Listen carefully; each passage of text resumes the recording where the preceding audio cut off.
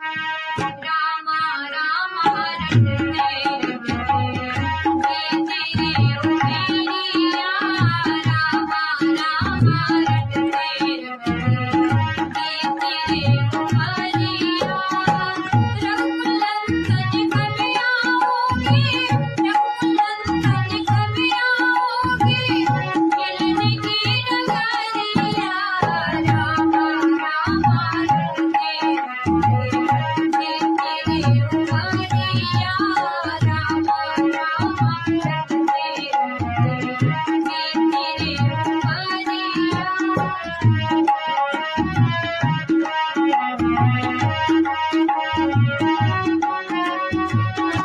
सबरे मिलने की सारी भजन भावना चालू रे राम तेरे दर्शन के नित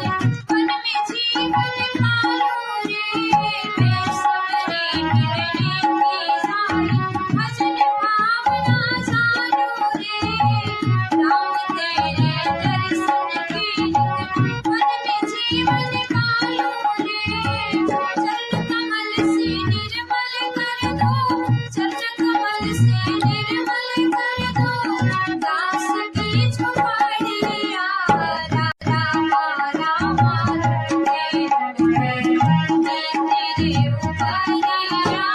रामा रामा रटते रटते येते रे उमरिया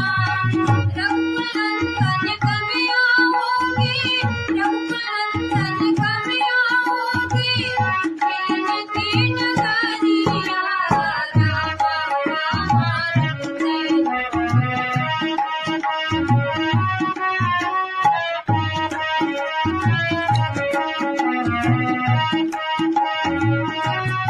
रोज सवेरे वन में जाकर